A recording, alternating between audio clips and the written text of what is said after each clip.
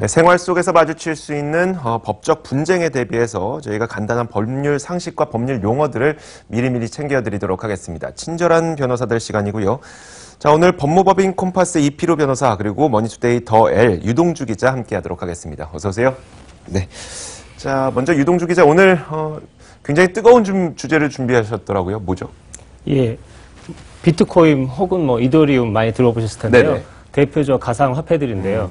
올해 들어가지고 최근까지 한 대여섯 배가 네네. 가격이 급등락 내려갔다 올랐다 했는데 엊그제죠. 지난 4일에 국회에서는 관련 공청회가 있었고요. 네. 정부에서는 정부 TF 법무부 그리고 금융위원회 중심으로 회의가 열렸습니다.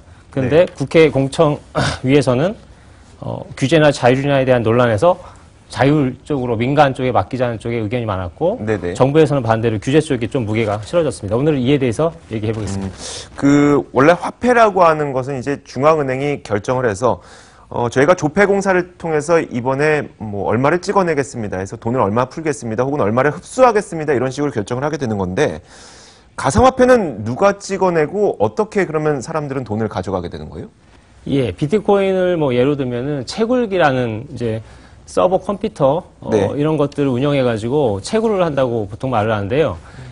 사설 거래소를 통해서 이제 비트코인을 주고받고 이제 하고 있는데 이 채굴이라고 하는 이유는 그 탄광에서 채굴한다는 것에 이제 비유했을 뿐이고 실제는 컴퓨터를 돌리는 네네. 개념입니다. 그런데 정작 이제 가장 문제되는 것은 사실 발행 주체가 문제인데요. 이게 공적 기관이 아니고 사실 비트코인 뭐 한정된 양을 가지고 서로 채굴을 통해서 주고받는다는 의미인데, 문제는 이런 것들 중에서 서로 가상화폐를 새로 만들었다면서 이제 실물도 아닌 이 파일을 가지고 사고 팔면서, 사기와 연관된 것들도 많이 있습니다. 채굴할 수 있는 양, 그러니까 발행될 수 있는 양이 한정되어 있기 때문에 그리고 어떤 문제, 수학 문제를 컴퓨터로 풀어야만 그 비트코인과 같은 가상화폐를 얻을 수가 있기 때문에 뭔가 그런 측면에 있어서 약간 금처럼 한정되어 있다. 그러니까 귀중한 거 아니냐 이런 식으로 해서 좀 가격이 올라가고 있는 것 같긴 한데 너무나도 올라가니까 좀 이해하기가 힘들어서요. 예, 그렇습니다. 그러니까 비트코인을 채굴하는 것이 상당히 어렵고 비트코인 총량이 21,000 비트코인으로 수렴한다고 한정돼 있다고는 하더라도 현재의 가격 상승은 투기적 성격이 강하다고 볼 수 있습니다. 실물 경제 흐름에 따라서 가격을 상승하는 것이 아니고 단순히 먼저 매입하기 위해서 투자를 하는 것인데 네. 냉정히 보면은 사실 투자라기보다는 투기에 가깝습니다.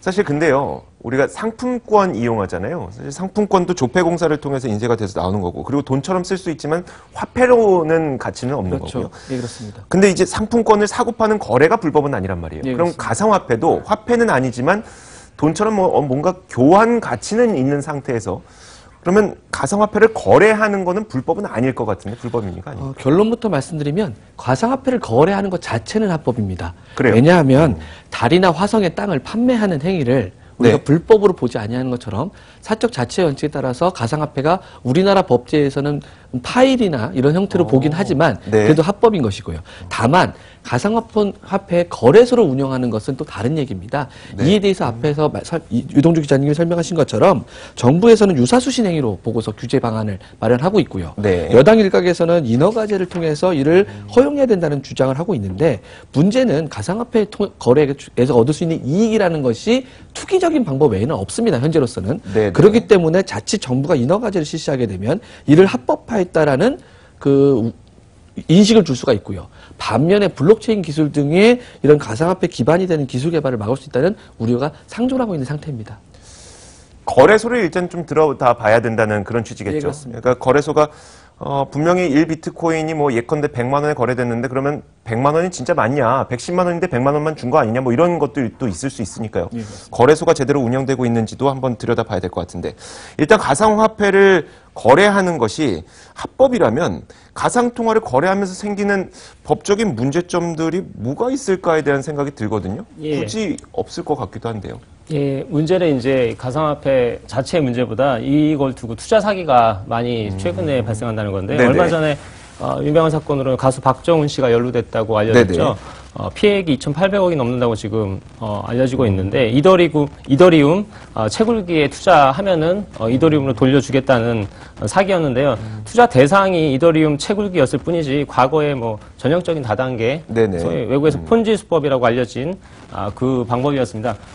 전에 뭐 조이팔 사건 그리고 IDS 홀딩스 사건도 비슷한 건데요. 처음 투자자들에게 돈을 모아서 다음 투자자를 하위 모집해서 투자자들을 모집해서 예. 그 돈을 나눠주고 하다가 어느 순간 돈을 들고 없어져 버리고. 네. 과거에는 뭐 전기 매트나 고가의 의료기기 네네. 실물이라도 있었는데 현재 지금 이 가상화폐 혹은 가상화폐에 대한 투자, 채굴기에 대한 투자를 두고 돈을 모으고 있어서 문제가 되고 있습니다. 네. 또 하나는 뭐 가상화폐 거래소의 문제가 될 수 있는데요.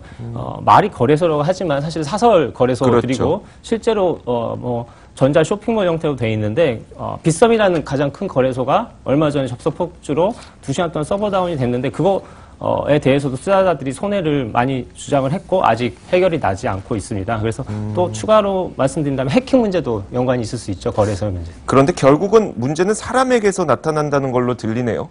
네, 그렇습니다. 예, 가상화폐 자체가 문제라기보다는 결국 사람이 사기를 치고 거기에 시스템에 문제가 생긴다는 그런 얘기인데. 자, 그렇다면 그 2,800억 원의 피해가 발생을 했을 때 가상화폐의 문제라면 이건 누구에게 소송을 걸 것이냐에 대한 것도 애매하기 때문에 어렵겠지만 사람의 문제면 이거 손해배상이나 이런 거 가능한 거 아니에요? 예, 그렇습니다. 실제로 앞에서 설명해 주신 것처럼 가상화폐가 관련돼 있을 뿐이지 실제 다단계 사기가 크게 다르지 않습니다. 그 사기의 방법이 이제 가상화폐인 것이죠. 네네. 그렇기 때문에 그 실제로 가상화폐에 대해서 투자하거나 거래를 하시는 분들은 그 원금 보장이나 과도한 수익을 약속하는 경우에는 이것을 투자라기보다는 사기로 보시는 게 더 현명하신 것이고요.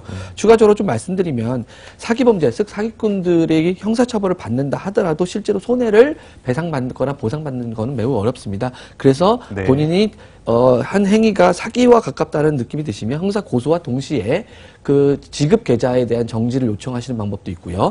회사 자산이나 그 범죄자의 재산에 대해서 법적 네네. 조치를 취한 다음에 손해배상이나 배상명령 신청 등을 통해서 재산을 보상받아야 될 것으로 보입니다. 네네, 알겠습니다. 그 얼마 전에 그 우리나라의 사설 가상화폐 거래소에서 가격이 급락했을 때 서버가 갑자기 다운되다 보니까 그때 못 팔았다. 그래서 내가 손해를 봤다라고 소송을 제기하려고 하시고 막 손해배상을 청구하려고 하시는 분들이 있는데 사실 엄밀히 말하자면 그때 못 팔았으면 지금 엄청난 수익을 얻긴 했거든요. 예, 그렇습니다. 그럼에도 불구하고 지금 손해를 배상하라고 하고 있는 거죠. 예, 그렇습니다. 실제로는 이 손해배상을 주장하시는데 이 부분에 대해 손해배상을 받는 건 어렵습니다. 네네. 왜냐하면 실제 판매되지 않았고 판매를 예정했다는 것만으로 그 가액에 대해 손해를 청구할 수 없고요. 네네. 예외적으로 그 팔지 못했다는 부분에 대한 정신적 손해 정도는 네네. 청구할 수 있을 것으로 보입니다. 정신적 손해요.